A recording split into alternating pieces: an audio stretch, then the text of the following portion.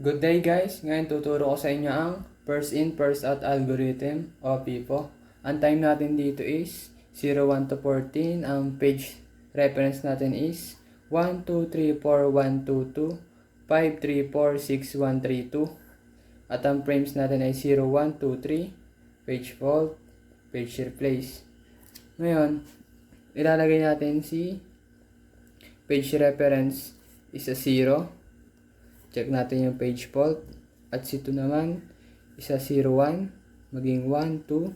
Check natin yung page fault niya. Tapos si 3 naman isa 0, 1, 2, maging 1, 2, 3.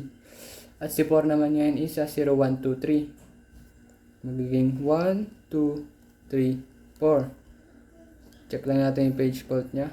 Ngayon, bumalik tayo sa 1, which is meron na dito. Kaya re-write lang natin siya sa 1, 2, 3, 4.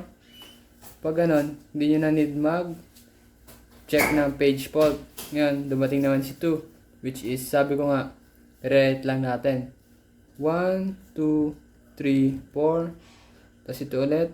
1, 2, 3, 4. Ngayon, dumating naman si 5, which is, kailangan natin palitan si 1. Ang mangyayari is 5, 2, 3, 4.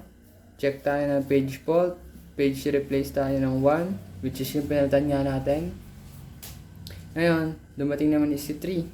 Write lang ulit natin. 5, 2, 3, 4. Tapos dumating si 4, which is meron dito. Write lang din ulit natin. 5, 2, 3, 4. Ngayon, dumating naman si 6. Kailangan natin i-replace si 2. Magiging 5, 6, 3, 4. Check natin yung page fault niya. Lagyan natin si 2. Ngayon, dumating si 1, which is wala siya dito. Magiging 5, 6, 1, 4. Check natin yung page fault, which is pinalitan natin yung si 3 ng 1. Lagyan natin si 3 sa page replace.